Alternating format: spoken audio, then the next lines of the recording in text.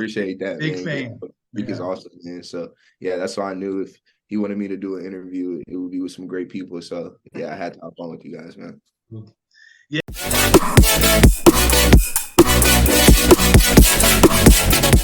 Welcome, sports fans, to another episode of the Sports Roundtable Trio Edition.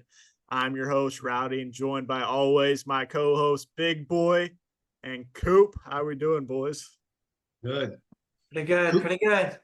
trying to get Coop's technical difficulties out of the way. I think we can actually get on this now.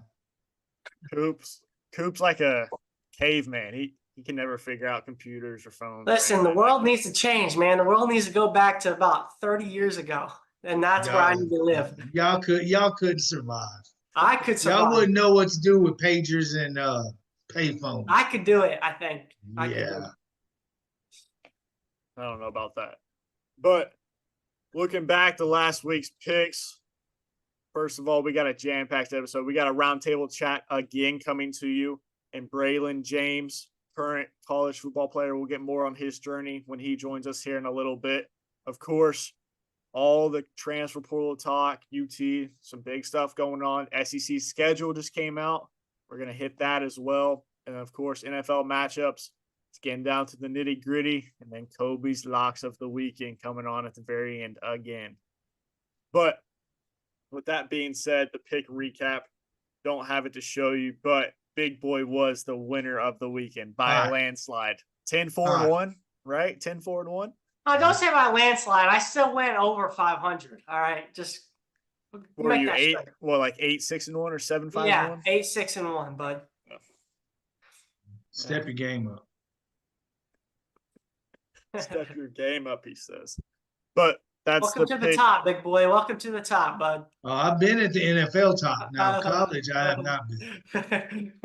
No, he is not. But that's why college is done for right now. Probably once we get towards the New Year's 6, we'll get those games, of course, on. But stay tuned for later for our NFL picks of the weekend as well, as we can go over some of those matchups. But before we do that, first things first, man, the transfer portal as it relates to UT, right? A lot going on. We've kind of talked about it on Tuesdays on the Edge last week. If you watch that, we appreciate you listening and watching. But Murphy, obviously, the biggest one. Malik Murphy finally enters the transfer portal. We had been talking about it. It was kind of very expected for sure. We could say it as a real UT fan. But it comes yesterday, officially in the portal today. And it sucks to hear that he will not be traveling with the team to the Sugar Bowl as well. Thoughts? Yeah, it sucks. It sucks for him. That he doesn't get to go on the journey. I guarantee he wanted to, but the way things lay out, he needs to move on and do what's best for him. And again, I think he's going to be successful wherever he goes. And, I really wish him luck. I like him a lot, man, but can't blame him for leaving. The writing's kind of on the wall, especially if Quinn's coming back. It sounds like that kind of confirms that Quinn's coming back, even if he was to do great in this playoff. I think there's no doubt that Quinn is coming back now. So I know he said it, but I think I always thought maybe if he had a good playoff, he might try to still go. But, hey, Malik, man, we love you, dude.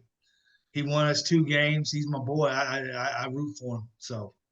No, I mean, it sucks at the end of the day. Obviously as a Texas fan, he did win. He did go in and win 2 games for us. We wouldn't be in the position we're at right now without him winning those 2 games, whether you want to believe it or not. That's the facts. So, it sucks. But at the end of the day, you have to go look for, you kind of have to be selfish in a way, like you have to look at your career going forward and what is he going to do at Texas? Like, I'm sorry, like Quinn comes back, right? Quinn plays. But after that, it's going to be Arch. And even if Malik does show out to be better than Arch, listen, Arch is going to play. Like that's just how it is. Like there's no way around it. So I don't blame him. He's going to go do good things. He did do a lot for Texas, as we've been saying this whole time. But at some point, you have to be selfish. Just like all those guys eventually have to think about their chapter and their life going forward. So Just don't go to Oklahoma or A&M. right, exactly. Well, with that, they did come out kind of with the top teams who have shown interest in Malik. But before we get to that, man, it's a real shitty situation we talked about, and everyone's talking about over Twitter, especially with Malik's kind of drawing this back up. And it's because of how the NCAA schedule works, right? We've talked about it with how the portal closes January 2nd, right? And guys like Malik, they can't afford to wait, man. And it sucks that even though he entered the portal, he still can't go play because of the process of the portal. He's got to go on visits and talk to schools, and bowl practice starts next week. Like you can't, like he doesn't have time to do both of those, right? And at the end of the day, spots are filling up, right? We've had some commits finally that, like I said, those dominoes are starting to fall for the quarterback position. We'll get to that in a little bit, right? Aiden Childs from Michigan State finally fell. Some other names starting to fall places, but the 6 teams for Malik they're talking about right now, guys. Listen to these. Georgia. Ohio State. They're not on here, actually. Wow. I thought for sure Ohio State would be on there. I don't know where they're going, but that's interesting. So Georgia, because obviously if Carson Beck decides to enter the draft, they're kind of left with no one really at the helm. So they're saying Georgia's there, and if Carson Beck does enter the portal, that's a very likely spot. Can you imagine Malik, and which we'll get into it, the SEC schedule, but back at DKR next year, guys? I mean, it'd be crazy. But Georgia, they're saying South Carolina as well, USC, back to Cali. I'd rather UCLA just so he doesn't have to play for Lincoln Riley. But why? So you can win a Heisman? I mean, I just told hope- you where I thought he was going the whole time. Yeah. I've been saying USC since the beginning. So those are the main 3. And then you got Syracuse. They're trying to make waves with new coaching staff. Duke, they're in need of a quarterback now. Oregon State, and then Baylor. So those are kind of the main 6. And there was a thing last night that posted how Rice had sent him an offer. Everyone was just talking about how Rice, shooting their shot, Hey, you miss all the shots you don't take. Yeah. You go in there and start.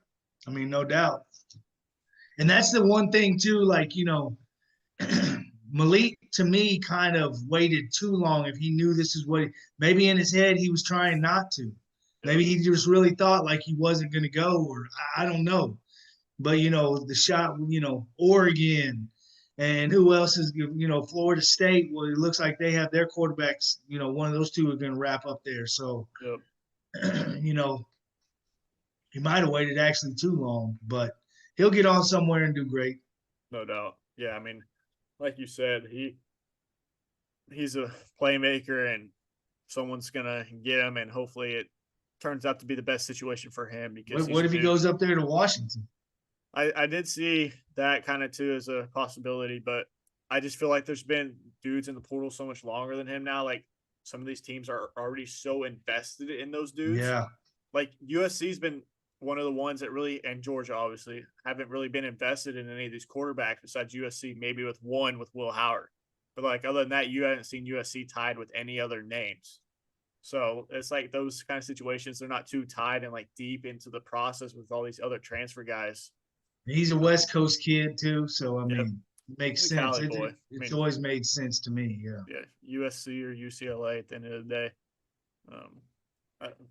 Just not Ohio State. That's he goes there. He may. I don't know. I just feel like that's be a shitty situation for him. That's not a. He's a Cali Austin boy. He's not a Ohio boy. That's for sure. We'll just talk about that. He's going to USC. All right, big boy says. I've been saying it for 6 months. I could see him fitting in at Baylor too, like a little RG3 action. Yeah, you ain't gonna. He's not athletic like RG3. You're not gonna go waste his time there. It'd be like going there. You might as well just go to Rice if you're gonna do that.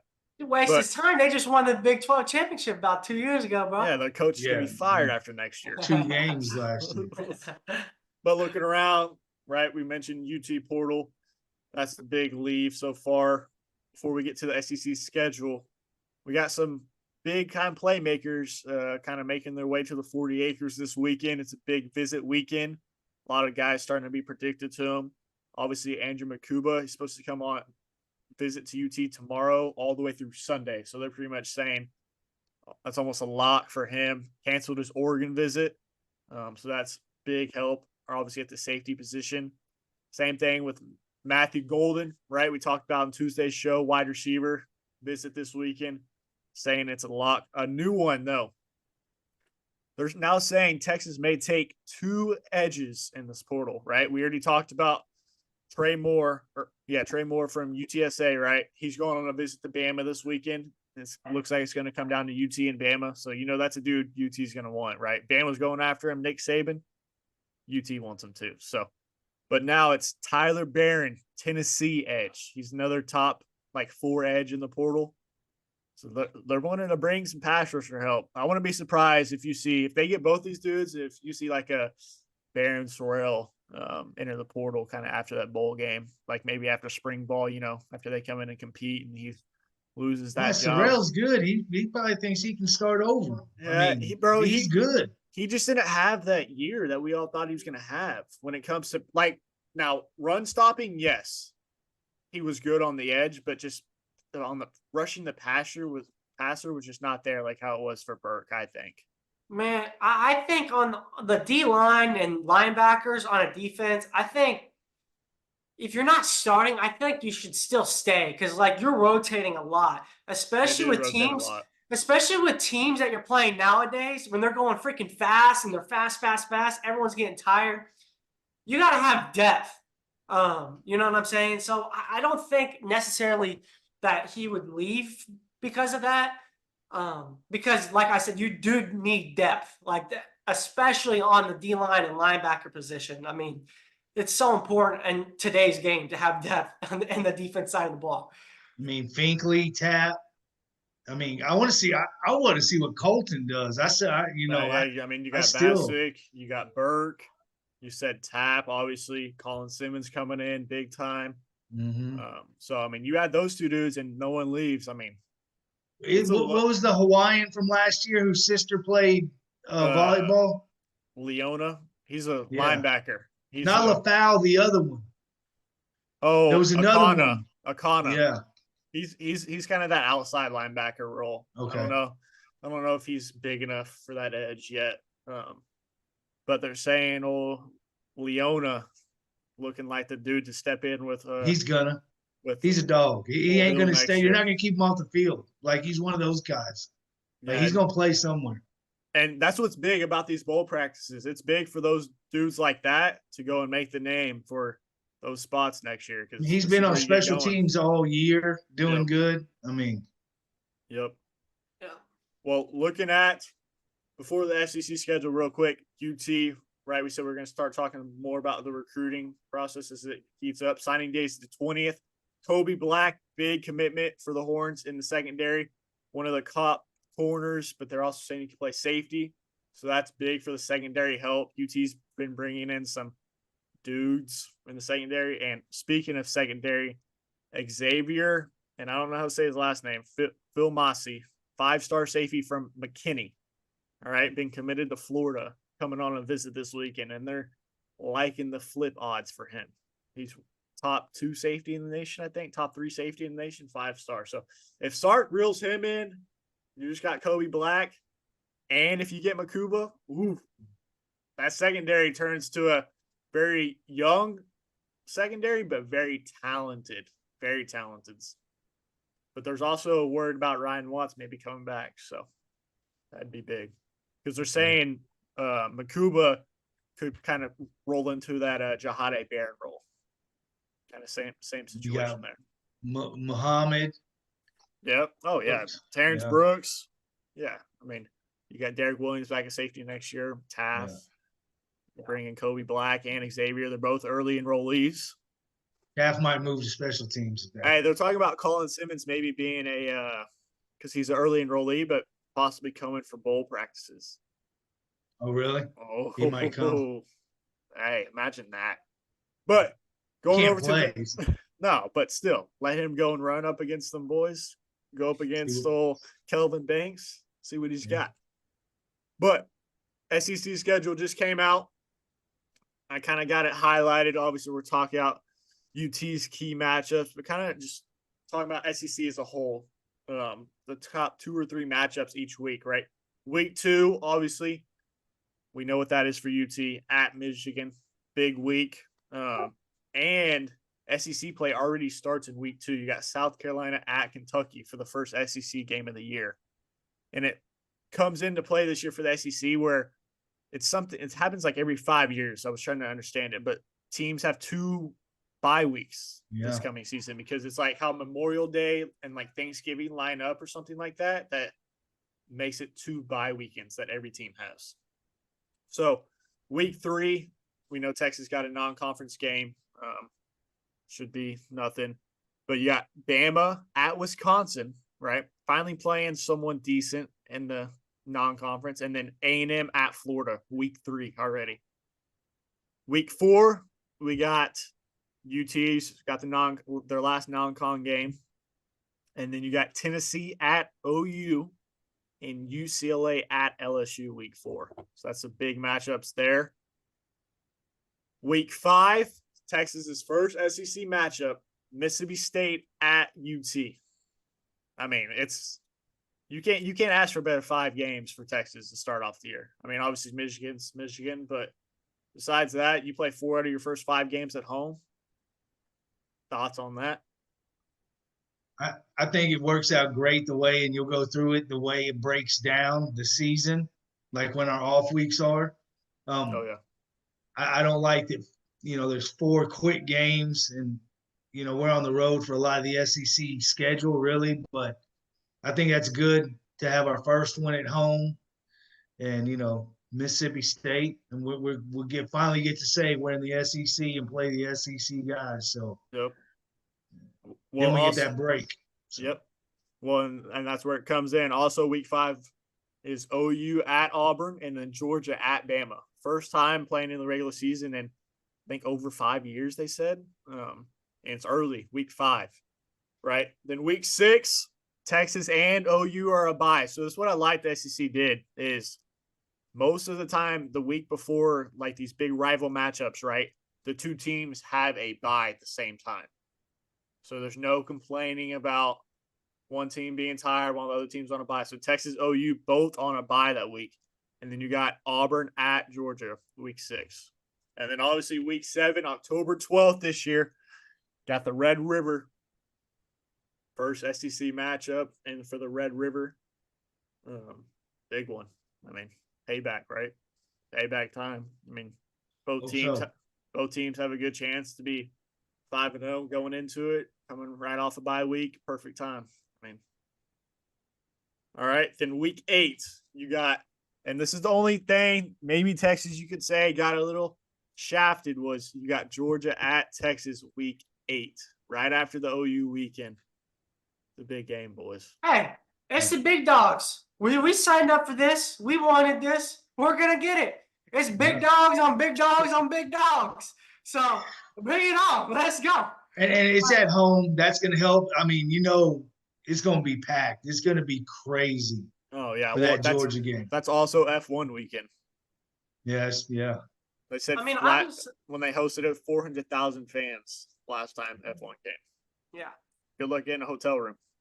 Yeah. I mean, obviously, like, it's freaking the SEC. Like, it's going to be a hard schedule, but this is what we've been waiting for, right? It's all been asked of, how is Texas going to do in the SEC? Well, boys, we are about to find out, and I can't wait. Yep. Well, so also week 8. First program to win a Big 12 championship and an SEC championship back to back. We'll see. I mean, I do think, we talk about next year, but I do think it's lined up where they're going to have a lot of talent coming back. So, and it's the schedule to do it, right? Which we'll keep talking about. But week 9, following that Georgia game, Texas goes on the road to Vandy. Good. It's be a good first SEC road game, right? first time going on the road in the SEC. You probably don't want to have a better team to go up against to do it. So, and Texas fans are going to go. I mean, they want to go to Nashville and party. Yeah. Oh yeah. They're going to show up. And also that week 9, you got OU at Ole Miss and LSU at A&M. So this is really when the SEC, they get going, man. Week 10, Texas has the bye. Perfect time. Perfect time after that 3-game stretch, because after week 10, Texas has a not hard road because teams, but because of how it's laid out, it can be a hard, tiring road for them. So week 10, you got the bye. Week 11, Bama at LSU, Florida at Texas, week 11, straight off the bye. And it kind of helps that week before, Florida's at Georgia. So Texas may get a Florida team that's run down, pissed off, or maybe very excited for pulling off some crazy upset against Georgia. Then going on to week 12, so Texas was just at home week 11. Then week 12, Texas at Arkansas. I'm sure that was a night. I'm sure it'll probably end up being a night game. We know what happened the last time Texas went to Arkansas, boys. No, it's not good. This is a different Texas team now. But this is an old rivalry. Those two teams have had a history, and so it's going to start back up. Yep. So also that week, you got Tennessee at Georgia, LSU at Florida, packed. Week 13, second and final week, the Saturday before Thanksgiving, you got Bama at OU, Kentucky at Texas. So Texas goes back home. They go home, away, home. And then you got A&M at Auburn. The SEC does it right, boys. They do it right. And then obviously we know Thanksgiving weekend, November 30th, you got Texas at A&M, OU at LSU, and Auburn at Bama. Those are the big 3 games. And they did mention last night on ESPN, I don't know if y'all saw it, but you know how the NFL does, they have the ability to flex game times and game dates? That is a flexible game. So right now it's scheduled for the 30th on that Saturday, but they're saying it's flexible to either be that Friday or actually on Thanksgiving. I want it Thanksgiving. So they have the ability to move that during the season. I used to love that, man. There's nothing better than that, man. I want to go. I really didn't get to live that out. You know what I'm saying? I want to live that out. I want to see what a Thanksgiving day is like, Now, it does make a quick week. Yeah, it is a quick week. But hey, both teams got to do it. It's not just one. So exactly. But Texas closes it out home, away. So that's the gauntlet of the SEC in November, boys. They're ready for it. But a couple things that stick out, right? SEC as a whole, A&M is the only team that does not play one of Georgia, Alabama, or Ole Miss in their whole schedule. Wow. Texas opponents themselves went a combined 20-36 in SEC play this past year. So like we said, the schedule, very favorable for the Horns for the first year in the SEC, right? And then Texas road opponents, they go on the road to play in conference play this year, 4-4, 1-7, 0-8. Well, the SEC wasn't a powerhouse conference like it has been this year. In my opinion, people are going to argue. Yeah, people are going to argue this with me also. But the SEC is usually you got the top 3, and then everybody else is kind of okay. But those top 3 are the top 3. Or always in it. LSU, Georgia, Bama. Yeah. Ole Miss is very good this year. I like what Lane's doing. Yeah, I think Mizzou's the new Texas A&M. Yeah. Spend all that portal NIL money, get some top dudes, props to you, but go and win your 8 to 10 games a year, but don't do shit after that, just like A&M had been. Yeah. But before we bring on our weekly roundtable chat here in the next couple of minutes, Braylon James, pumped for him to come on. It's going to be our first transfer portal guy. We'll get to it. We're going to get some more insights really on what that portal's been like this year. But before we do that, I got a question for you, and it relates to Texas. Okay, it's not a knock on who should have been the Dokic Award winner and Jonathan Brooks. Okay, but did the Texas offense get better without Jonathan Brooks with the trio of Baxter, Blue, and Robinson? It's different. I wouldn't say better. It's different for sure. Sark has to figure out a different scheme, different plays and stuff. But I don't think it's better. I'm a fan of Brooks. I like Brooks, but I wouldn't say better. I think it made Sark trust Quinn more. Is what I did. I really think it has, and there's been a point explosion since that. And now if he can incorporate that, because I do think Brooks is awesome, but I do think Sark was leaning on that run game more when Brooks was in there to run the offense through. And I think now that he's run the offense through the pass game, it's opened it up more for like the big play stuff. And Brooks has that capability too. Oh, so think about when he gets back, and if we keep doing it like this, and if Blue sticks around and Baxter, and I think it did make Sark use Quinn more and trust him and say, look, I got to live by it and die by it. And Quinn's been clutch. Yeah, that's a good point. I think the biggest point too is, like you said, Sark kind of opened it up a little bit more, but I feel like he also opened up the running plays a little bit more. I feel like there was a lot more of like run schemes that we didn't really necessarily see with Brooks that we're seeing now, just because it's getting more creative, getting these dudes at more open space, because obviously they're not the break the tackle types like Brooks is. So I think that was a big part of it too. Obviously, who knows? Keelan's been balling. Oh yeah. Hey, they're talking too. Obviously, there's been a lot of talk since injury Brooks possibly coming back, but they still have him number 2 running back on the draft board. I saw Mel Kiper had him as 1, didn't he? Even after the injury, man. And if you're number 2 on the draft board, like, you're gonna go. I'm sorry. Like, you're probably a day 1 pick. Like, you'll probably go still 2nd round. You're taking that. There's no guarantee. Yes, like, you may come back and have a bigger year, but you can't pass up day 1. I don't care who you are. Day 1 is just round 1, right? They only do round 1. Round 1 and 2, no? No, they do 1 and then 2, 3, and then the next. Oh, so day 2 is 2, 3.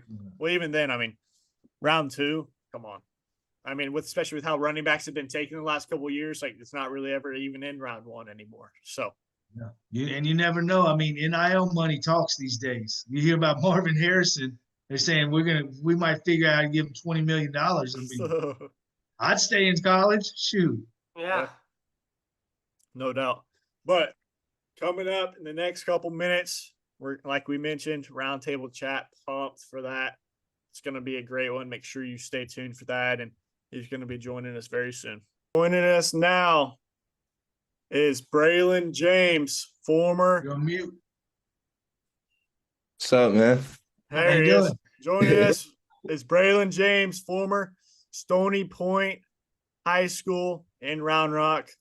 Went to Notre Dame as a freshman. Just recently was in portal and committed to TCU. Congrats on that, man. How are you doing? Yes, sir. Thank you. I really appreciate you. Appreciate it. Thank you for having me on. No problem, man. For sure. Yeah. Well, how we do it, we've had some colleges in the past. We actually had a TCU player now in Will Dodds. You may know him from Round Rock High School. Luke Dodds. Sorry, I get him mixed up. Will graduated with me. My bad. But yeah, we've had him on. We just got some questions for you. Some nice, easy, nothing crazy. Just get to know you, the process, especially now with the transfer portal, where everyone's dying to know what that process is really like. But getting it started off, can you just share a little bit about your high school football journey to your first year at Notre Dame, kind of what that was like? Oh, yeah, man. So I started off as a Stony Point Tiger my freshman year, and I got a little bit of varsity burn that year. I came in with a broken wrist, so like it kind of just like killed my hopes of getting started early. So I was kind of devastated about that, but I was still hungry and determined. So I went in, worked hard, and got a little bit of varsity playing time towards the end of the season. So that was awesome. And I kind of just reflected at the end of that season. I was like, man, this is like football thing is really about getting recognized. My dream was always to play college football at the next level. So I grew up being like a huge fan of the LSU Tigers. My dad always had LSU football on every Saturday. So, that was just my aspiration. That was like, I'm trying to get there. I'm trying to get there. So, by any means, I was trying to get it. So, like me and my dad, we came up with the collective decision to move to Del Valley just because, they had a little bit more attention in terms of recruiting and things like that. So it was just a better opportunity for me to get noticed. So I moved there. I went there my sophomore year under Coach Burton, who's now at Conley High School. He's the head coach there. So that's awesome. But yeah, I played there under him for a year. And I started to pick up a few offers. I believe like Illinois State was my first offer. And then after that, it just started rolling. Like coaches started hitting me up and hit my trainers up. So that was awesome. And then junior year, Coach Burton ended up leaving. And then we got Bobby Acosta in. He was the former head coach at IMG High School. So he came in and, just elevated my recruitment, my playing style to a whole nother level. So, I was fortunate to have him in my life. And, after my junior year, I was kind of just in a reflection moment. I was like, I think I just want to be back home with my friends, finish that senior year, see if we can make a run at it. I had my guy, Cam Cook, who's at TCU right now. So, he was on the squad. Corey Thomas, he's playing college ball right now. So, we had a pretty stacked squad. Gerard Ademo, Caden Harris, like just stacked all over the board, man. So I was like, man, I might as well just go back and finish where I started. So I finished there my senior year. And then I guess I should recap. I committed to Notre Dame going into my senior year. So I kind of had that on the radar. I never grew up a huge Notre Dame fan, but I knew what Notre Dame could offer me in terms of life after ball. And I kind of just saw the big picture there. I fell in love with Coach Marcus Freeman. That's still my guy. We still have a good relationship. And yeah, it just brings us here. And I went there my freshman year.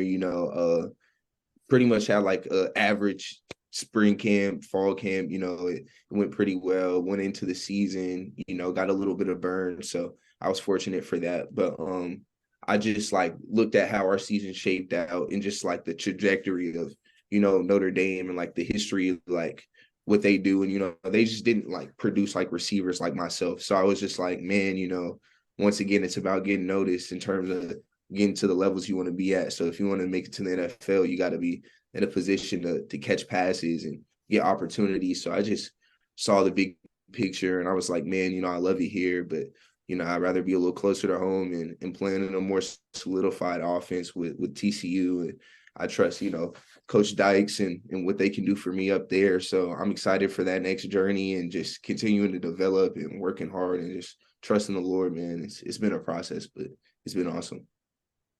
That's great, man. And Coach Creek, he's my friend, and he talks very highly of you. He said you're a great kid, so I just want to let you know that he's. Thank you. I appreciate that, big man. fan. Creek is awesome, man. So yeah, that's why I knew if he wanted me to do an interview, it would be with some great people. So yeah, I had to hop on with you guys, man.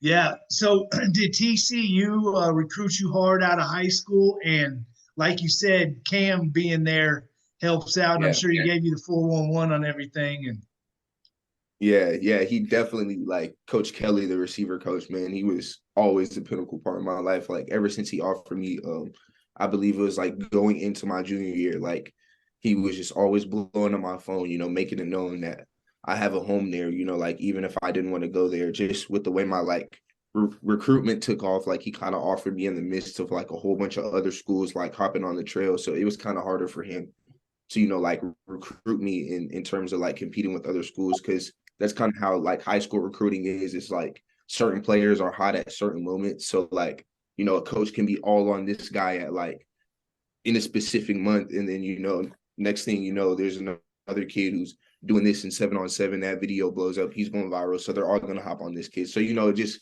kind of, was the way things shaped out. So he kind of hopped in when my little like highly recruiting trail was going on. So that was awesome. But like just the way they handled the whole process, like even when I told them I was going to go ahead and commit to Notre Dame, like they made it known that like I would always have a home there. And that really just speaks highly of like the people who are in that place, man, from Coach Dykes to Coach Tomerdahl, Coach Jones, the running back coach, Coach Brow is the new OC, even Coach Garrett Riley, who's at Clemson now. Like, they're bringing good people into that program, and you can really, it makes you feel good as a player knowing that you have people who trust in you, in your ability to develop and trust in who you are as a person. I would say so.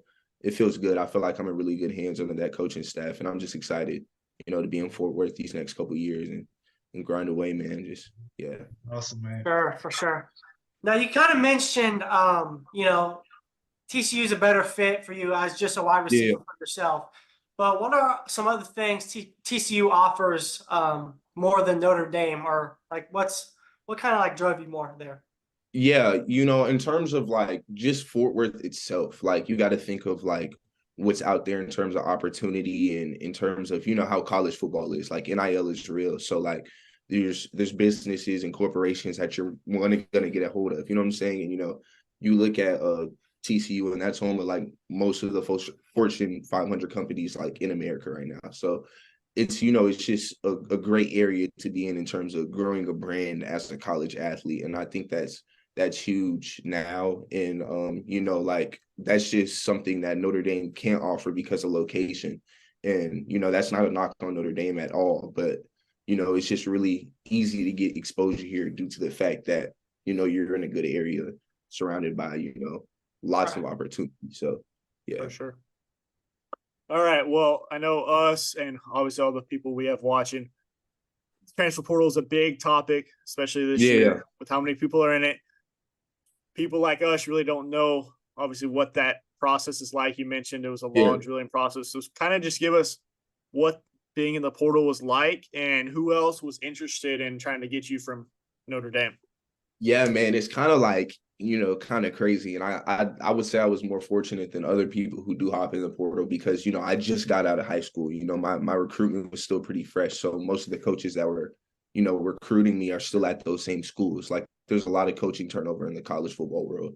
And, like that's huge in terms of, where you can end up, because one coach could be, the receiver coach at Texas one year, and the next thing you know, he's at, SFA, or he could be the head coach at Michigan State. It's always changing. So in terms of like relationships, I think my relationships were just still nourished. People still knew me, my family were still familiar with me. So I had it pretty well off. Like there was a lot of schools that reach out, like Cal, they wanted me to get out there. Iowa State, I got I talked to a few coaches from Tennessee, Florida State, like just all over the place. And in terms of like the portal, is you think of it differently because you have college experience. You're not thinking of it as a high school kid, who's looking at glitz and glam, looking at the facility. You're really focused on, okay, well, how many receivers are on the roster? How many, dudes has this coach into the NFL? Like you're really looking at those things. You're really looking at the type of offenses they're in, the type of personnel they're in, so like now that your mind of the, your knowledge of the game has expanded, shall I say, you start to take the process a little different. And that's why I think I chose to just kind of commit so fast, because I already knew what I wanted in the school and like what I wanted to see in a coaching staff. And I think TCU just had it all for me in terms of, like I said, opportunity, offensive play style. If the coach were to leave today, TCU's football has an identity because, for the past, I want to say like 10 years, they've run that like air raid, 11P, 10P, play style. And that's, just kind of the type of things you look at, and you really wouldn't focus on that as a high school recruit per se. I mean, some do, but at the end of the day, it's just a really different process. And yeah, like, it was kind of like a blur hopping in the portal, because at the end of the day, you never knew what you were going to get. Like, I didn't know if there was going to be like a lot of schools that hit me up, or like one school or two schools, because at the end of the day, these coaches aren't allowed to make contact with you until that portal day opens up. So it's like a huge question mark. So you're super nervous, and you just kind of wait until that December 2nd date to kind of open up to really fish out and see what opportunity lies there. But yeah, coaches who who need places, you know, who need players, people with production. You know, that's what a lot of people look at. How many years of eligibility you have, you know, all of that comes into play in terms of, you know, how a coach is recruiting in the portal. You know, they're trying to tailor a specific need for their program. So they have to, you know, pick and choose and offer guys who they feel like would be best for them. So one thing, like, was one of the reasons the weather, man. I know it's cold up there, man. I know yeah, man. I couldn't do it, man. Yeah, like I'm up here right now, so I'm finishing up finals. I have a final tomorrow, so I'm trying Yeah. to knock it out the park and get right up out of here, man. So it's starting to get cold, and you know it's just real different from home. You know, like Texas is you're used to those, you know, mild winters. It's, you know, the past couple of years it's been, you know, we had our fair share of snow, but you know it's nothing terrible. So like here it's just really different. You know, you have to adapt. Like there could be 2 inches of snow on the ground. You know, school's not getting canceled. You got to go to class. You got to wake up. So, you know, I think it was good for me to get that experience in terms of, you know, maturing and growing up and being on my own so far away from home because I got, you know, the little aspect of manhood. And that's what I wanted. You know, that's why I chose to come to Notre Dame in the first place because I felt like in terms of being a person and growing as a person in whole, I felt like this would be the best place for me because, you know, this is a really good place. And I think it is a great place. Like I wouldn't say anything negative about here. Like I would stay if I could, but I just think in terms of my future and what I want, like it was just best for me to go somewhere else. So For sure. yeah. Well, you mentioned it again, obviously with going to TCU this spring. What are you most looking forward to, man, with being at TCU starting in the spring? Yeah. You know, like just getting back home, I just like, you know, really miss Texas, man. You know, like just, you know, I being so far away made me realize, you know, how hard it can be and just being closer to my support system is just gonna be awesome because I know that I can accomplish so much more with those people backing me. So, you know, it's gonna be good to have my family a little bit closer, you know. Like I said, the coaching staff is great. So it's going to be awesome to get under those guys. Like Coach Kelly, he's a proven guy. He just sent Quentin Johnston to the league. He sent Jalen Rager to the league. Kendall Bryles' offense has sent a lot of receivers to the league. So, you know, just getting the opportunity to learn from guys who know how to produce receivers and who know how to coach that position is just going to be super exciting. So I think in terms of like the full package, I think TCU is just, you know, really, and I saw that when they were recruiting me too, but I think in terms of how my recruitment went, like, you know, there was a time I could have like flipped from Notre Dame, but I was just so loyal to, you know, coming to Notre Dame to see what I could accomplish. So, yeah. Right. Looking outside of football real quick, what's your major? And, you know, if football doesn't work for you in the next level, what's your plans for that? Yeah.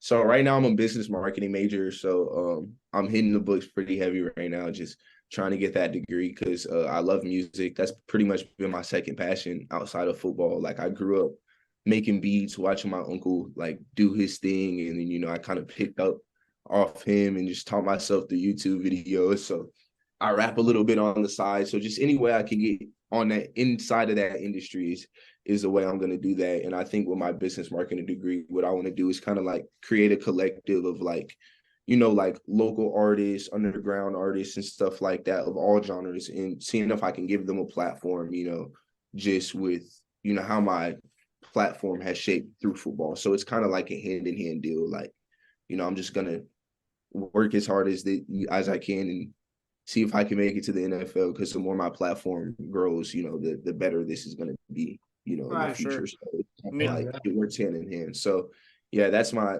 goal. And if that doesn't work out, you know, I'm planning on trying to be like a little social media marketer for, you know, NFL teams, anything like that, you know, just staying in the sports area because that's where my heart is. But I feel like a marketing degree would just, you know, suit me best in life, honestly. For sure. Yeah. Real quick, big boy, before you go to yours, you know, we got Young Jinx. Have you heard of? Oh yeah. Young Jinx. I've been hearing of Young Jinx for like a long time, like a long time. There you go. There's your first Round Rock. You know, Young Jinx that's my guy. Yeah. Oh yeah. That's crazy. He's a good friend of the podcast too. So Jinx has been on a couple of times, man. Okay, that's what's up, man. Okay. Yeah. What advice would you give to, we got some young people that watch this, if they want to try to make D1 like you have and been successful in high school, what would your biggest piece of advice to them be? I would like the first piece of advice I always give everybody is just live in the moment. I think you get caught up in, trying to find that offer. I mean, like I'm talking about kids who are like really hungry in terms of like trying to get offered and are really devastated about kids around them who are getting those opportunities. Cause I was one of them. Like I was in the 8th grade, crying and punching my walls, coming home from camps, mad that this kid got offered and I didn't get that opportunity because you see that so much on social media and all this different stuff. So I would say just stop focusing on someone else's journey and just really hone in on yours, hone in on your craft, keep getting better every single day and really live in the moment because you're gonna blink and it's gonna be senior year and you're gonna be like, where'd all this time go? Like I was so focused on this person getting offered and how many offers I had and all of this, just really enjoy your time and soak all in, the high school years and stuff like that. I would say that's huge because now that I'm in college, like man, it's been different and I really do miss like, having the luxury to kick back, play a little bit of Fortnite and stuff, so it's hectic, but I think that's definitely the number one piece of advice I would give. Awesome. Yeah, that's good, man. And to end these interviews, we always ask the same question. Tell us your favorite football memory. It could be high school, it could be college, it could be both. One, like a memory that just sticks out to you that's your favorite. I'm gonna have to go back to like this is like Wilco Junior Tiger days, like 5th grade football, man. It was my first football game.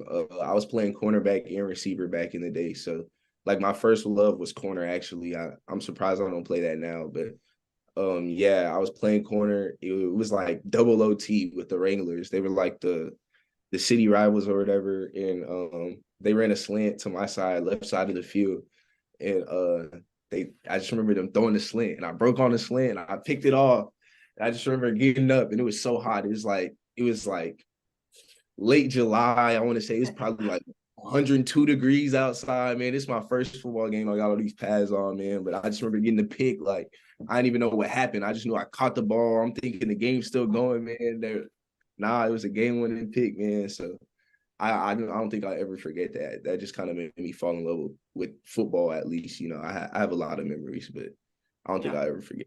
Awesome, man. Still chasing that feeling from being in, Yeah, 6th man. or whatever, Yeah, Awesome. yeah, definitely. Well, that's awesome, man. That's everything we have planned for you. Man, appreciate you coming on and speaking on that's awesome. your football journey, obviously what the portal's like. I'm glad you could come on. Best of luck at TCU. We'll be following you, man. Go ball out this spring. Yes, sir.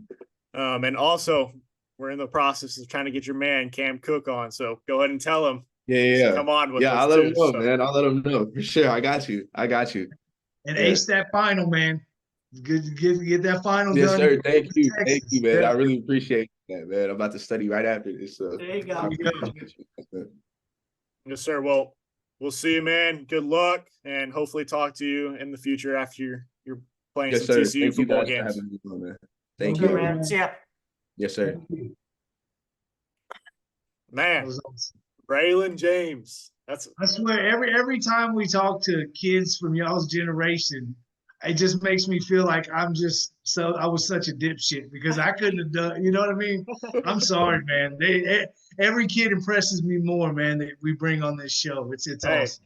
We bring some highly smart people on here, not only athletes, but grinding those books. I love it. All of them are. All of them we've interviewed so far. They're great on the field and they're better in the classroom. It's awesome, man. I'm impressed. I seriously am.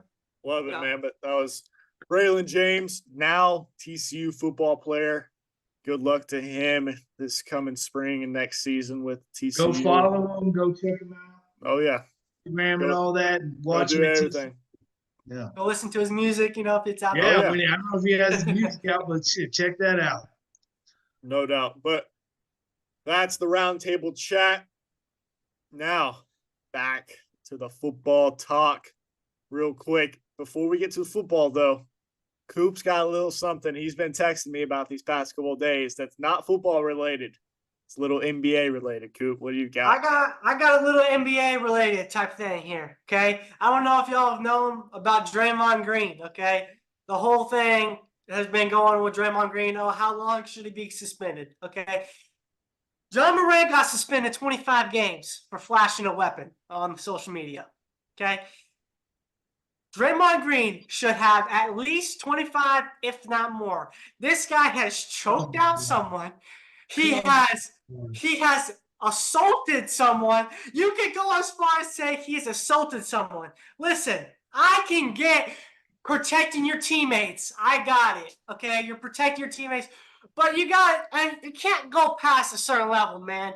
Choking someone out, almost KOing someone. Like, he needs to pay the price for that.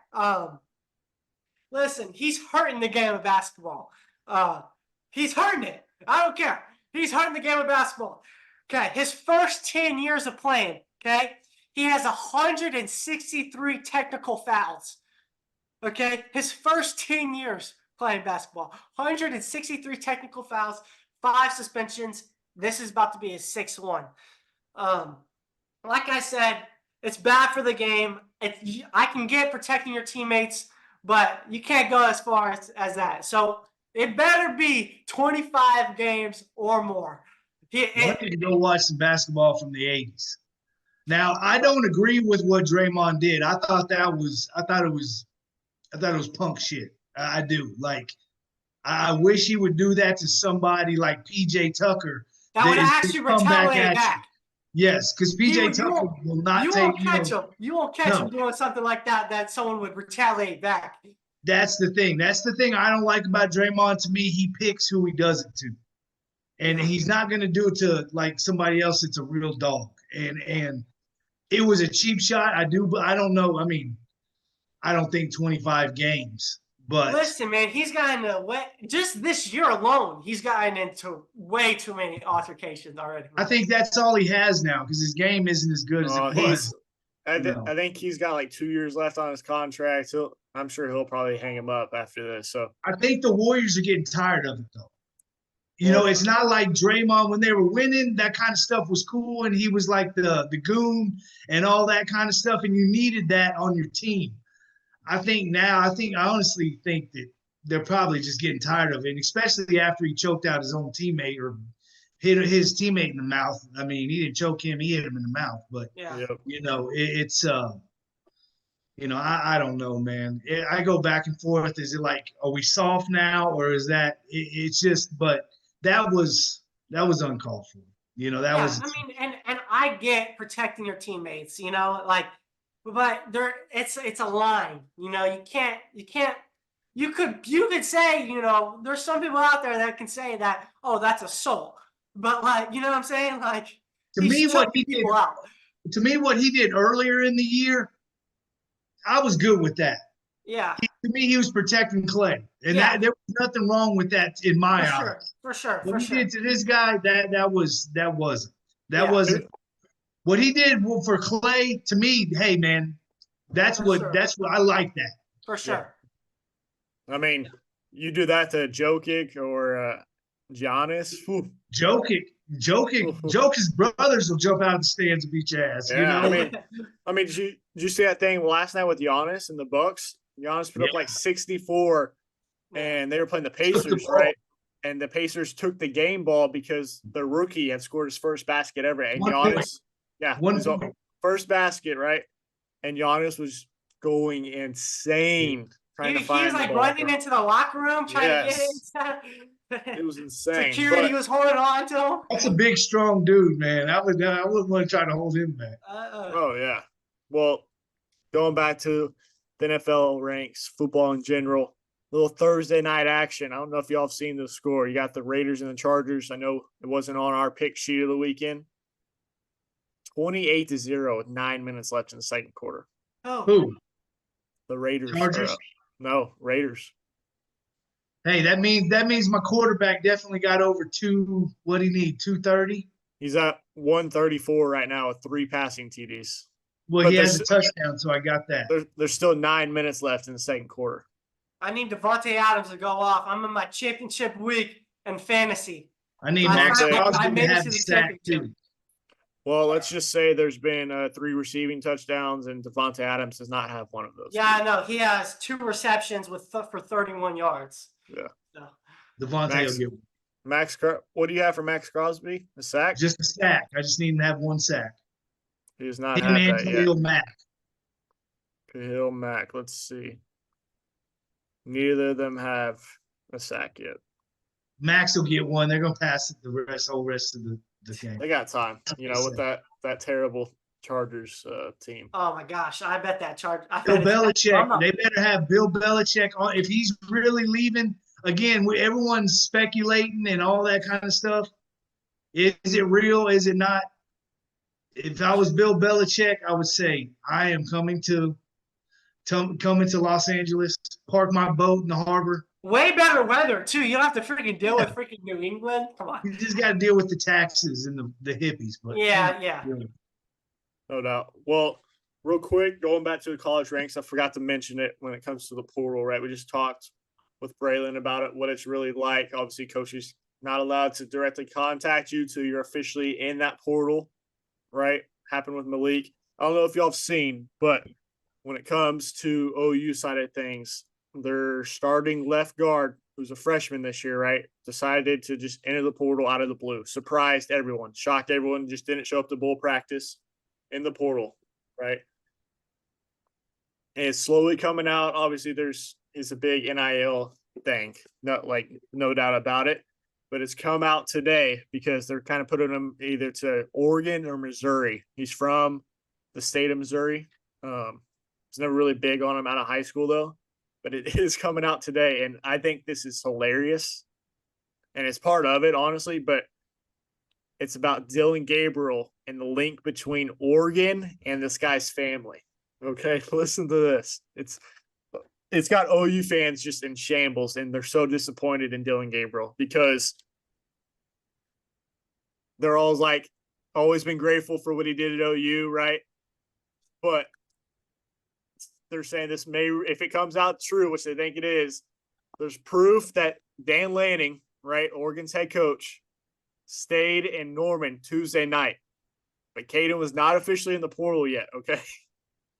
Not in the portal yet. But they were able to use Dylan Gabriel as their middleman for Caden Green and his family to mold the interests from Oregon and to get him to enter the portal so they could talk to him and get all that set up with him. Yeah, because he's a stud. He started all the games, right, as a freshman. Yeah, pretty much. Yeah.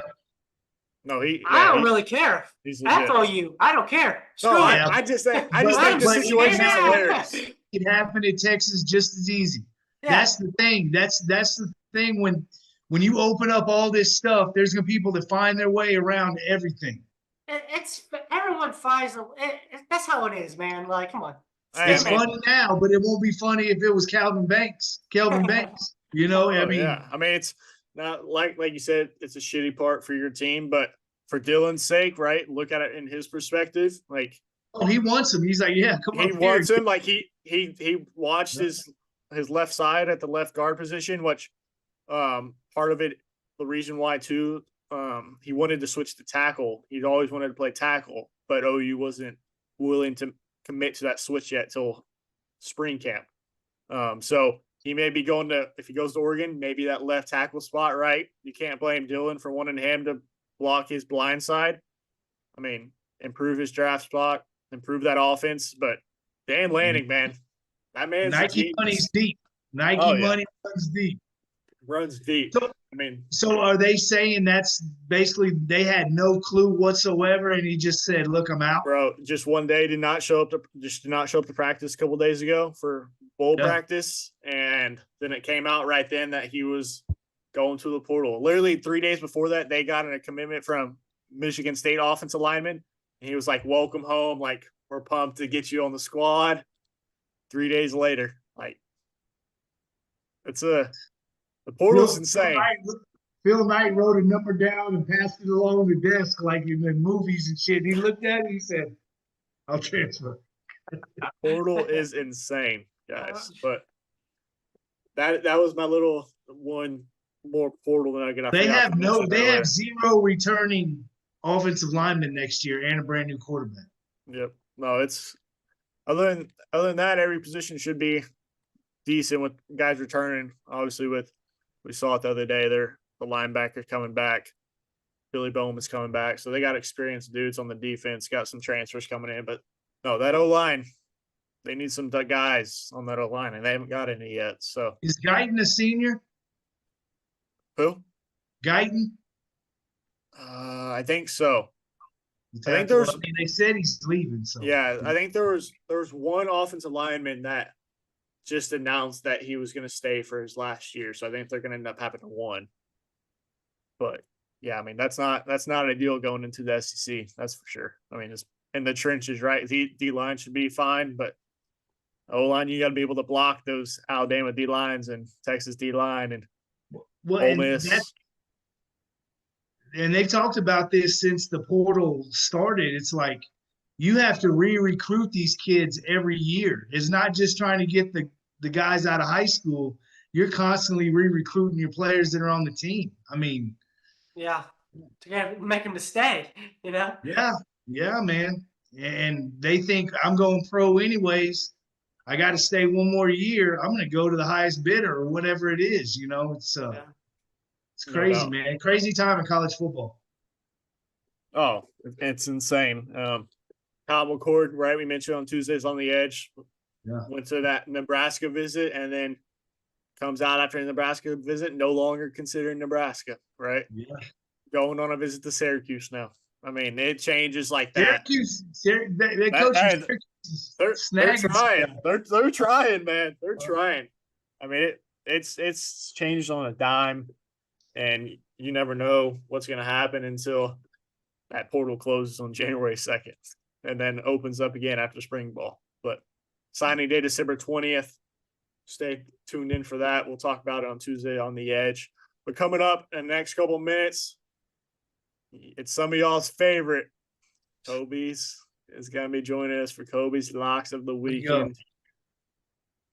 You know, another full 30 minutes for him to come in. Good UFC card this weekend, too. Oh, big UFC you'll card. see. He had like 6 of them on what he sent me earlier.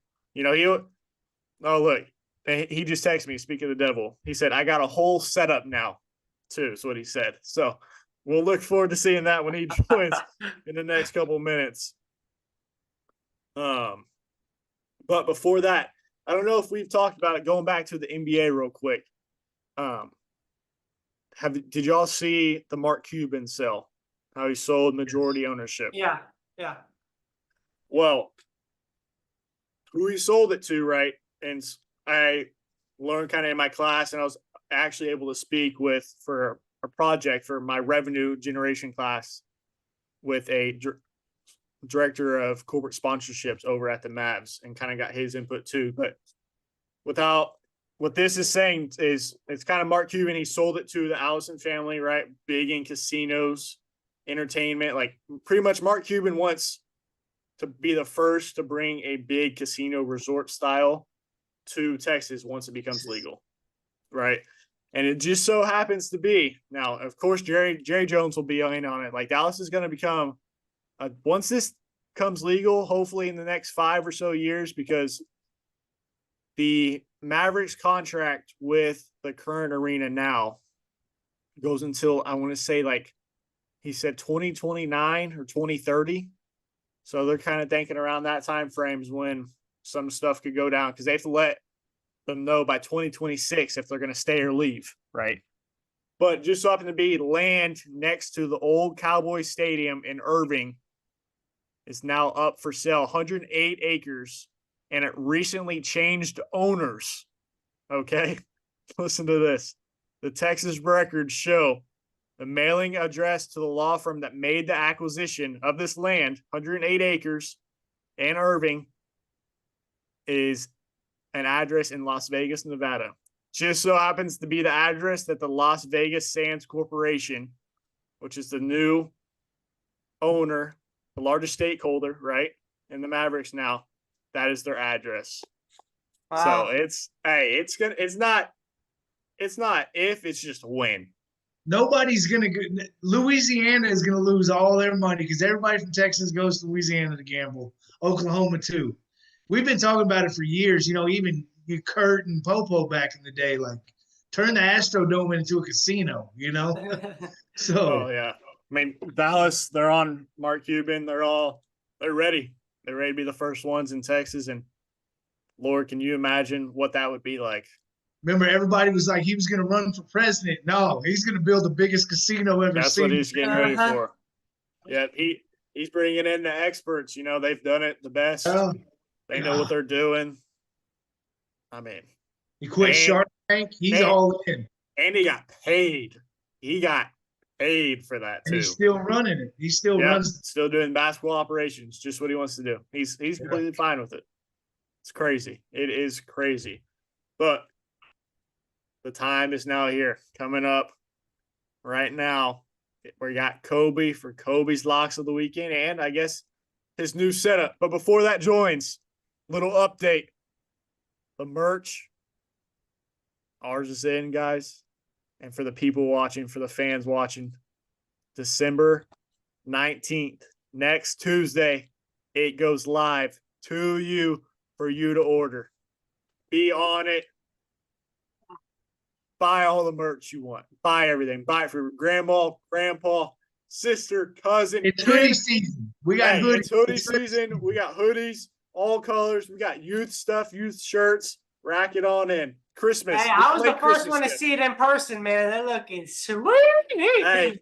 Hey, you may just have to go get it when Kobe comes on and pop it up real quick. Little sneak peek. But coming up right now, we got Kobe's Locks of the Week. Joining us now, the man, the myth, the legend, Kobe for Kobe's Locks of the Weekend. Oh, you're looking good, man. Yeah, man. What it do? I like the jacket, the chain, the hood, the Scully. The setup. Italiano.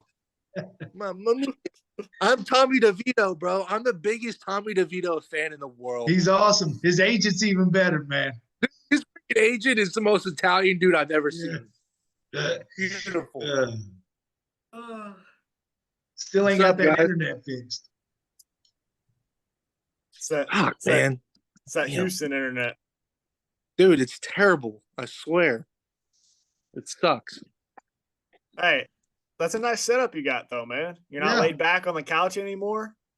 Wait, hey, I got the laptop right here. I got all my stuff. I'm ready to go, dude. I'm getting professional, man. That's what I'm talking about. I love it. Yeah, well, boys. You got the laptop ready, so let's throw it up for Kobe's Locks of the Weekend. Let's show the people what you got cooking this weekend. All right. Well, so is NCAA, like, should I also do that too or no? There are none. No games. What? There are none. I could have sworn. Wait a minute. I could have sworn I saw something. It might be a bowl game, like UTSA's playing somebody or something. Maybe some shitty. No. I mean, what? Y'all are just UT or nothing. All right, give us the who's NCAA. playing. Who's even playing? Wow. Y'all are just. They don't start. They don't really start. We got one game on our mind, man. We got to get ready for this game. We're in practice almost. This is, you know what I'm saying? I hope y'all lose, but I will say I did see the Washington wide receiver got hurt, and he's probably out of the game now, huh? I thought he came back. I thought he was good. I could have sworn I saw something today, and it said he was doing some onside catch drill, and he broke like his ribs. So I think that was before. That was like that was the beginning of the season. They said he hurt his rib and his wrist, and then 2 games later he went out and like got 160 or something. I think that was all. I saw the same thing, and I was like, "Oh God, he's hurt." Yeah. Yeah, no, yeah. Yeah, no, he's good as far as I know. Well, I still hope y'all. I think y'all beat Washington, man. But y'all in Bama, I can't wait for that game. I'm going to talk so much shit. All Well, right, boy. Bama ain't making it, so I get these picks to y'all ain't nothing, but to me, dude, this is where I thrive. Here, okay. I got 6-6 Georgia Southern, dude. They are a better team than Ohio, and Ohio is 9-3. 6-6, and they're favored. I'll take Georgia Southern all day. It's -3.5. That's a good play. okay. Miami, Ohio, +6.5. Trust me, if there's anyone that knows MAC football, it's me, guys. Okay, MAC shit. I used to MAC basketball and football. I can't even tell you, dude. I got sick for a while. I would bet on some of the most disgusting games you'll ever just. God, it's Thursday just night Mac. Oh no, dude. I'm talking NCAA basketball, Miami, Ohio, against some school you've never even heard of, dude. And it's a sweat. It comes down to the wire, dude. MAC basketball is no joke. I got them to beat App State +6.5. I just think App State's a little overrated. I think they're good at beating good teams, but when they play teams that are around their level, I don't know. They just don't play that good. I got Texas Tech -3. They're playing Cal. I'm excited for that game, dude. For some reason, I always get excited to watch Texas Tech play like a bowl game or play the. I feel like it's always like a 65-61 type game. They're playing Cal. I've seen Cal. I just think they suck. I mean, there's not much to it. And play of the day for college, man. It is when is that? I think Saturday. I think it's the 1 o'clock game. ULL, they're dogs +2.5. They're playing Jacksonville State. I'll take the Raging Cajuns. I'll take the money line and the spread. I love that pick. And then for pro, man, here's the picks that y'all want. Okay. I'm taking the Vikings. I love the Vikings here. I got them to win outright. Cincinnati's good, man. I'm still surprised about that QB. He's playing really, really good. But I still like I still like Minnesota there, and it's at Cincinnati. I don't know. I just saw that game, dude.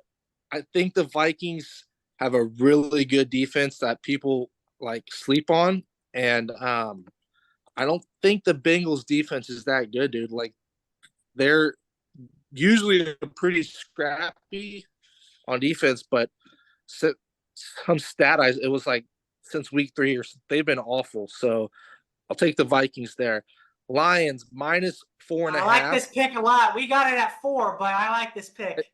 I was going to ask what y'all have it at, but yeah, Lions. I love the Lions here. I just they're off of a loss to the Bears, and it made them look bad.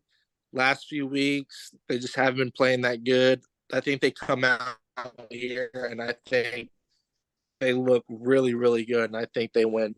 Real quick before you go to the next one. Real quick. Yeah. You know, we got all these lines. We need an official sponsor for the Sports Roundtable Trio Edition for all of our lines. ESPN Bet, come sponsor us. You know, MGM Graham, FanDuel, DraftKings, Prize Picks, DraftKings, one of them. Come on, bring us the money. We'll use your official lines. All right. My bookie. There we go. My bookie. I'll even settle hey, I've been doing my bookie. If there's anyone who works for my bookie, I've been a freaking my bookie stand for about 3 years now. So, hey, what's up, boys? Yeah. Speaking of the Bears, I'll take the Bears there, dude. +3. They're playing good football. I mean, they suck. They don't really have a quarterback. I mean, their team's a shit show, but the Bears are scrappy and they're playing good football, man. And their defense, believe it or not, Chicago's defense is actually really fucking good, and people don't know that. So I don't know, man. I just like Chicago here. I think the whole Joe Flacco train is gonna not stop completely, but it's definitely gonna halt a little bit because he's been playing out of his mind. Which I wanted to bring this up, and I had something to ask y'all. What were the Jets? Why would the Jets not sign Flacco? They literally They had had a him lot of last. opportunities to sign anybody, and they haven't signed. I don't get it. Well, I mean, They I just deserve. think too many people had him written off, man. I mean, even though like I know it was a big topic, like how he went like back to the practice squad, but like that's something that they had to do. And even if you're on a practice squad, obviously Yeah. other teams can contact you and like sign you. But Yeah. which I didn't know, you can say no to those teams. Like Yeah. no, like Yeah. I don't want to, I don't want to sign with you for the active roster. I just want to sign with practice squad here. I'm pretty sure that changed recently too, because they've changed a lot of the rules for the practice squad. There's a lot more players, older players are on it. Like I love how the practice squad is now, but Tim Boyle, really, you would prefer to start who they cut, by the way. He played so bad that the Jets cut a quarterback. There's a lot of places that could use Joe Flacco right now. I mean, Colt McCoy. The Vikings. The Vikings. Dude, I don't get how he's not on. How is Colt not on a team? He was about to start all season, and then 2 days before the season started, they released him. I don't know. They And traded the Cardinals were trying to, choke and not win any games. I don't know what's going on. They're scrappy. They're scrappy. Yeah, they're scrappy now. Yeah. There's always a few QBs out there who I'm like, how are they not at least one of the top 64 QBs? That's a joke. It's a joke that Colt Flacco I hate to say it because he annoys the shit out of me.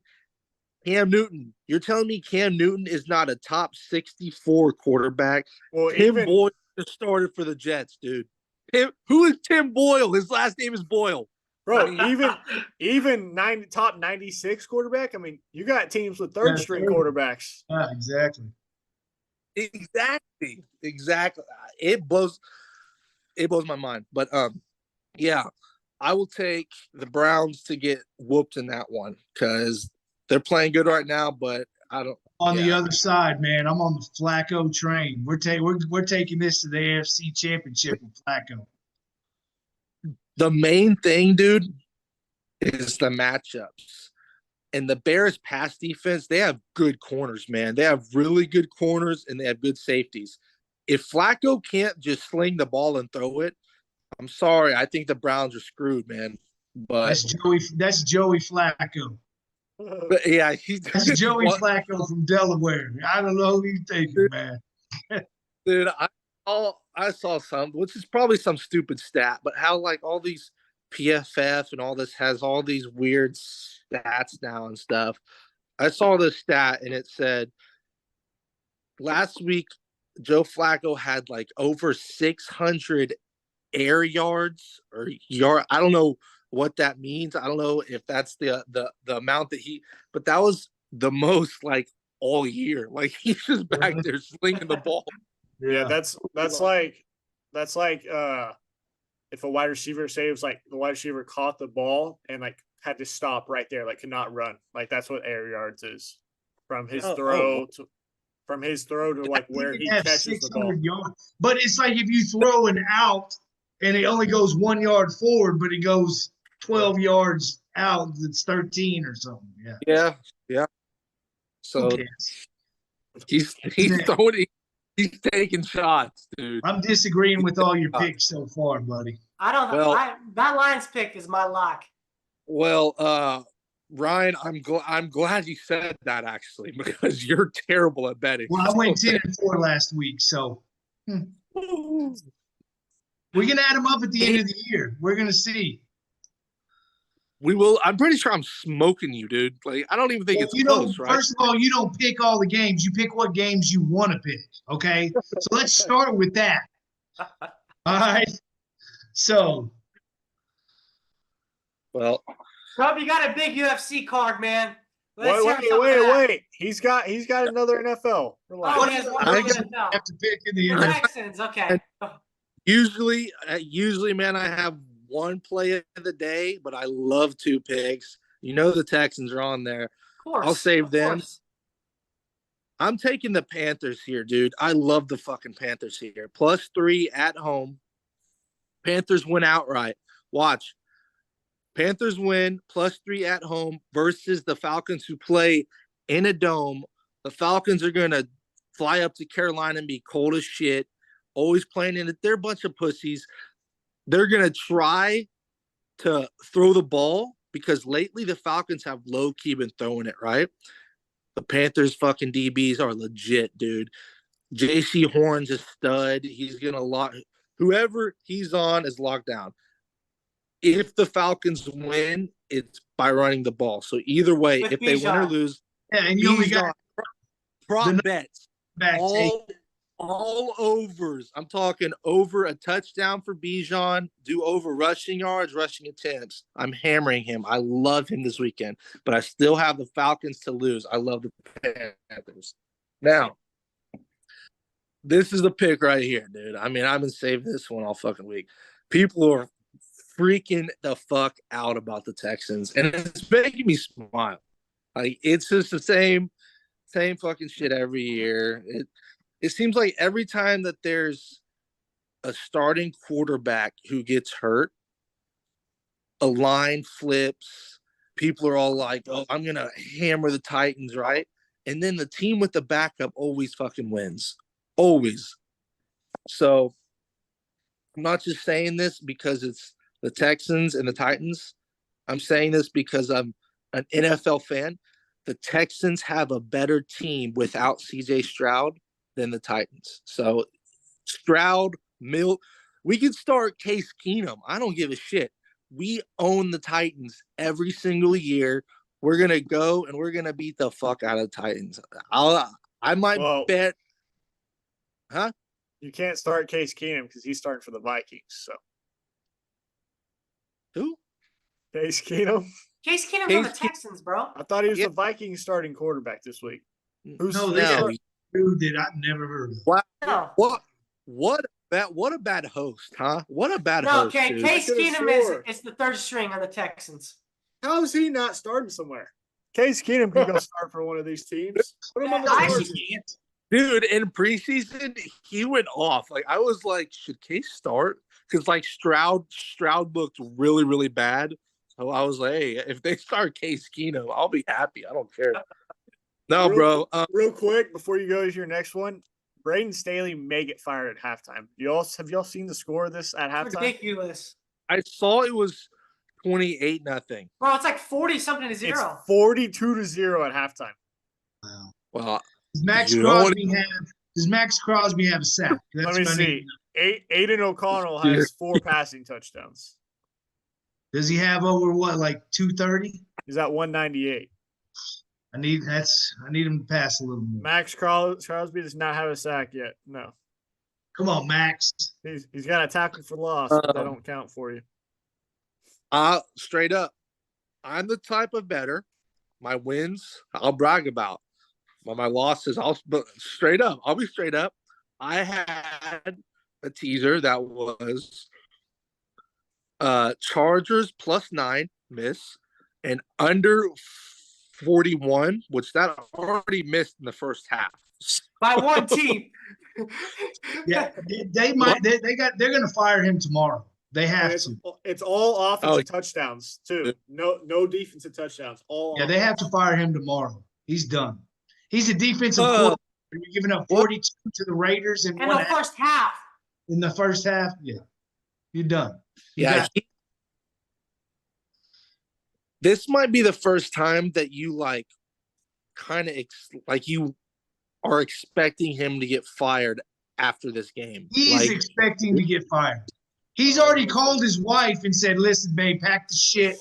I don't think that get the kids ready." Bro, he's sitting there in the locker room at halftime. Babe, we gotta go. Yeah. Call the Texting her realtor. right now. Call the realtor. That is what, bro. I'm checking out the stats. O'Connell has 200 yards and 4 touchdowns, a 128 rating. How are you a D? I honestly thought he was going to be a good coach. Yeah. I really, really did. They got talent. Chargers have all the talent. That's why Belichick's going to step in there and win the Super Bowl. Look at Austin Eckler's stats this game. He was like nothing, bro. They don't give him the ball. I need him over some yardage too. I didn't know. Hopefully, it don't He look was like like 12 yards. I feel like the biggest genius ever, man, because I'm playing. So, by the way, playoffs for fantasy. My ass isn't getting tatted, baby. I say my ass again. Playoffs. I'm playing this kid, right? He has Josh Jacobs. As soon as I saw that as soon as I saw he's hurt, I went and I picked up Zamir White. Did you play him? No, I didn't even play. I picked him up just so he couldn't. So he picked up the Raiders' third stringer who hasn't done shit. Like, I feel like a genius right now, dude. Zamir White has like 2 touchdowns, I think, or at least 1, maybe. He's going on. I maybe should have played him, honestly. But yeah, man, I just love the Texans here, dude. I just think it's that game. We just shut people, and Stroud may still play. I saw this thing. He's in stage 3, and he has to be stage 5, and it's pretty much every day you advance each stage. So Friday, if he's stage 4, then Saturday, I don't know how it works. It's looking like he's not going to play, but if he does, that'd be awesome. But if not, I still got the Texans, dude. I mean, we need to win this game, and we have way more to play for than the Titans. I mean, so. But Davis Mills, baby, let's go. Hey, I'm a Davis Mills stan, dude. I don't care. I've been saying it. He's a stud. He's smart. But yeah, so I do have a UFC parlay. Thank you for bringing it up, Cooper. I love this. It's a big card this weekend, man. It's a badass card. Oh yeah. So this is actually a 6-pick parlay. Like, I understand that sounds wild, and I understand it's probably not like there's a good chance it won't hit, right? But if it does, boys, pack your. We're going to Fiji. We're going to, dude. Just straight up. So how much are you putting on it? How much is it to win? I don't know yet, and I'm really gonna look into this one fight on here because there's one fight that scares me, and that's it. And I'll talk about that one. But the other 5, I'm pretty damn fucking confident in. So I might put a solid. It's 26-33 odds. So $100, you'll win $2,600. I'm probably not going to put 100 on it, but I'm feeling pretty confident. Screen, Gabe. Huh? Can you put it up on the screen? So it's 2633 odds. Okay. To start it off, man, I've got Shamil Gazayev. I saw him on the show. It's like the show with all the young prospects and shit, and he's a killer stud. And he's fighting, dude. His name is Martin something. I can't even think of his last name, but he's this heavyweight prospect who I don't think in the UFC he's lost. I think he's a solid 5-0, 6-0, but all of his fights are the worst fucking fights. Like, people talk about how he's the worst undefeated dude you'll ever see. But he's a 6-fight vet, 6-0, and he's a minus 135 favorite against a dude who's in his first fight. I'm telling you right now, he's getting knocked the fuck out. Second one, Dustin Jacoby. I love him, dude. He's a kickboxer, man. He's a freak athlete. He's really, really tall. He's fighting let me check here. Alonzo. Okay, he's fighting Alonzo Minifield, and he's good and he can sleep you, man. But Jacoby's I got minus 270.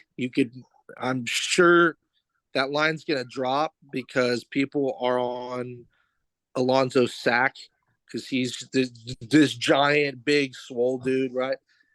He gets his ass beat. The third one, man, I've got Shavkat Rakhmonov. This dude is gonna be champion. I don't see if him and Hamzat fought. I think he beats Hamzat, and not saying a lot, dude. I've been saying it since Hamzat was in his first fight. He's gonna be champion. He's one of the best fighters I've ever seen. If he fought Shavkat would probably win that fight. He's that good. Wow, that's a take there. Dude, he's a killer. He annihilates people. If you look up what he did against Jeff Neal is a stud. I don't think people know how good he knocked Jeff Neal the fuck out. I've got Shavkat in any fight. Him versus I call Hamzat Big Habib. If him and Big Habib fight, that's gonna be the fight of the fucking century, dude. Two of the most talented fighters you'll ever see. But yeah, he's huge here. So if you want to leave him off here, just to be smart, he's minus 650. I put him in there because I think there's literally no way he fights Stephen Thompson. Wonder Boy's a stud, man. He's a freaking Hall of Famer, probably. He's just old now. I mean, he's a stud. But I'm sad that he's in this fight because we're probably gonna see him get slept, and I hate that. But then I got Bryce Mitchell, dude. He's fighting Josh Emmett. I like Josh Emmett. He's a little stud, but he's also getting up there in age. And two, Bryce Mitchell, man, he's one of the best fucking wrestlers he's gonna smother this dude. He's minus 220. If I was rich and I wanted to lay that 220, I would lay that all day. I would bet hundreds and hundreds because that to me should be more like minus fucking 400, dude. I think he dominates that fight. Is that 4 or 5? Five. Oh, 5. Oh, last one. No, you got Leon, two. man. Wait, I think I got two. You got Tony and Leon. Oh, you're right. And Tony. Whew, okay. Tony's on a 6-5 losing streak. So that's the one I was telling y'all I'm going to have to look into because it's probably the most craziest, riskiest bet you could make. So I'll talk about that after this one. For the championship fight, dude, I think it's going to be a great fight. Leon and Colby, they hate each other. America against Britain. There's going to be their press conference was tonight. Leon brought up, Colby brought was up walking in with Leon's dad who's dead, and he said something about what did he do? Chaos. Like, dude, Colby said something like, I'm going to drag you to the depths of hell, and when we're there, we're going to say hi to your dad. He said something like something fucked up. Dude, that's ruthless. Yeah. So Leon threw just like pissed. Like he didn't react immediately. He grabbed the mic and threw it and he hit him with it. Like, and was just chaos, dude. So I'm excited for this. I've been wanting these two to fight for a long time. People don't like Colby. I don't like Colby as a person, but I'm telling you right now, that dude is a tough. Bro, that dude can wrestle, bro. Fight. People, hey, he's a Hawkeye.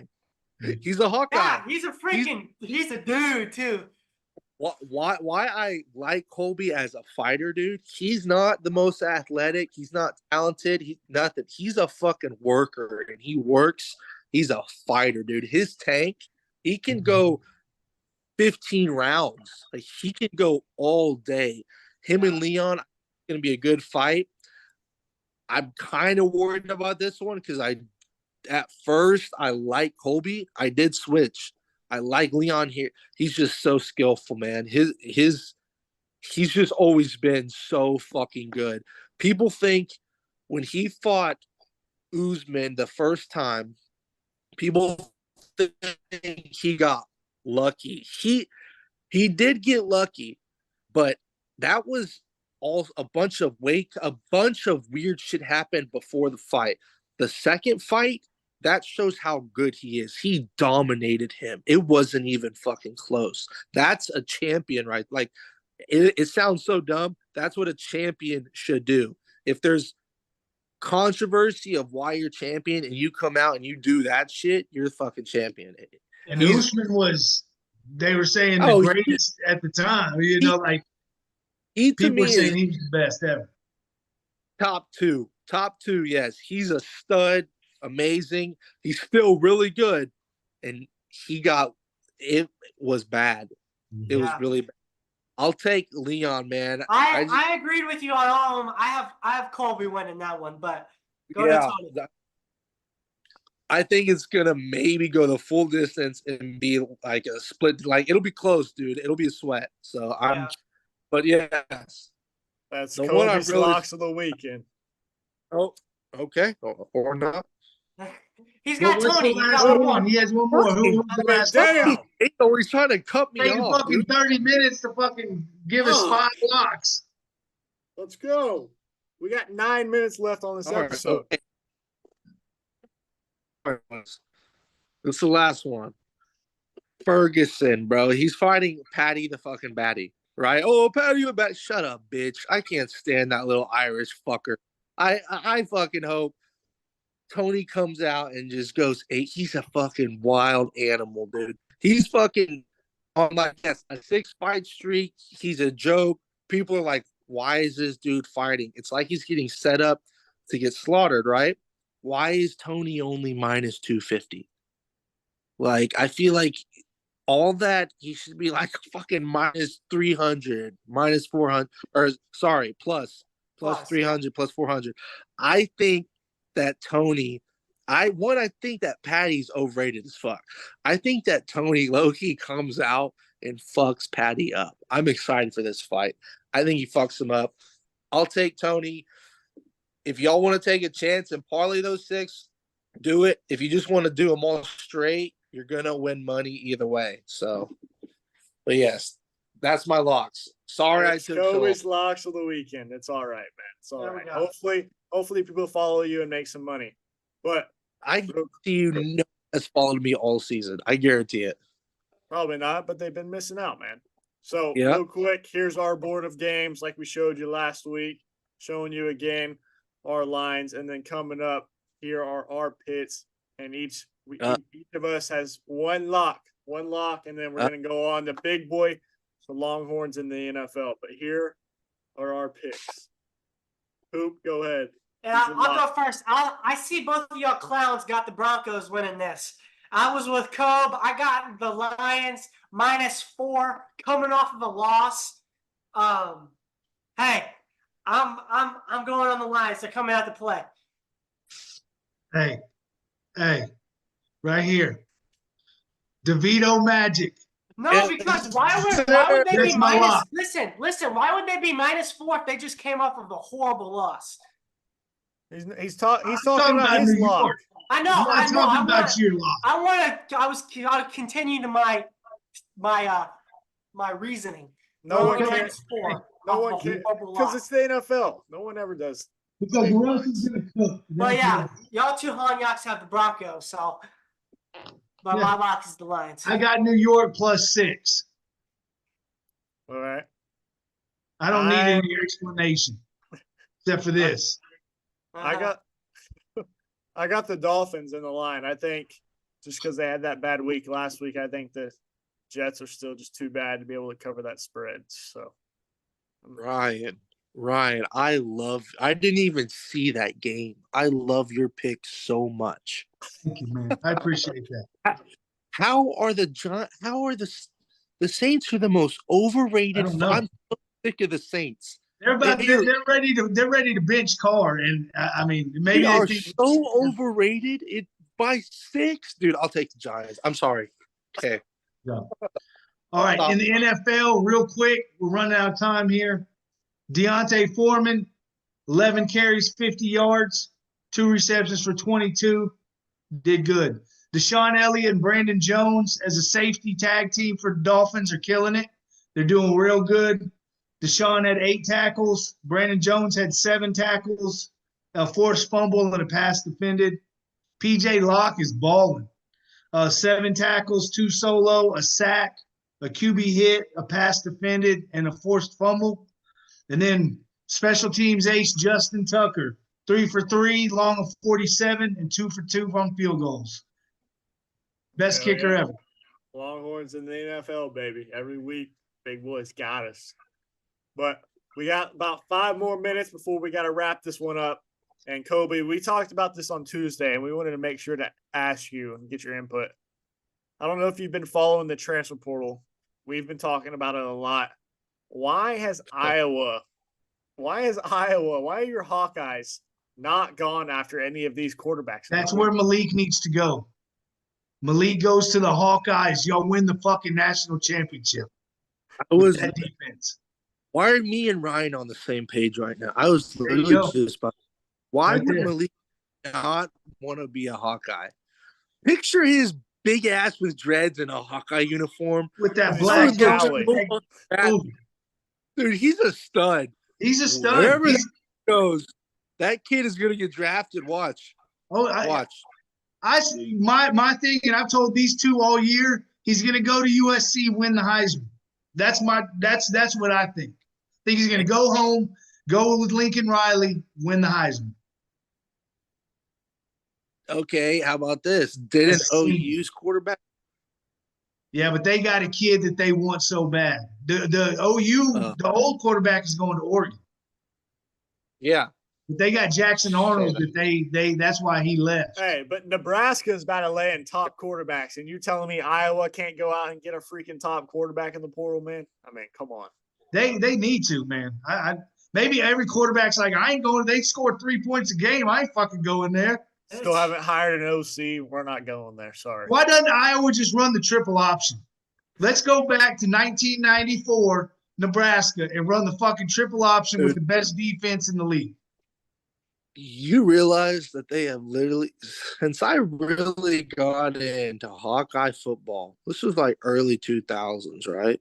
Like, I was born in 96. Let's say I really started getting it. I was 8. Let's say in 2004, right? That was almost 20 years ago. It's the same offense. It is our most exciting play is a fake to the fullback, bootleg out, and you hit the tight end. It works. It's fucking money, but dude, it's the same offense for 20 years. Kirk needs to hit big on OC. Because I love Kirk. I love him. But, I mean, how long were you going to put up? Me too, man. Yeah. Dude, I talk about Kirk, and it sucks because I feel like people see him as a joke. Kirk runs a great program. He's a great dude. Yeah. He's a very great head coach. He should just not have hired his son. I don't understand his I Go don't get Scott understand Frost. it. Go get Scott Frost. Pay him what he wants. That'd be badass. Yeah, well, before we get out of here, real quick, little surprise. I don't even know if Kobe knows this, but next Thursday night, the next episode, me and Coop are going to be in H-Town, right where Kobe is. So Kobe's going to be joining us. Kobe's going to be joining us for a longer episode next week. Hey, take that hotspot so we can get some good internet over there. Shit. So Kobe, make sure the internet's ready. Make sure the setup's ready because me and Coop are coming there next Thursday night. Powder and bring a hotspot or something because it's going to be bad. But with that, we also told our people earlier the merch goes live Tuesday, Kobe. So you got to make sure you get your merch ordered. We got some sick hoodies coming in, some shirts. Oh, I was about to ask if there's hoodie. Okay. Oh, yeah. There's long sleeves. Hey, we even got youth shirts too.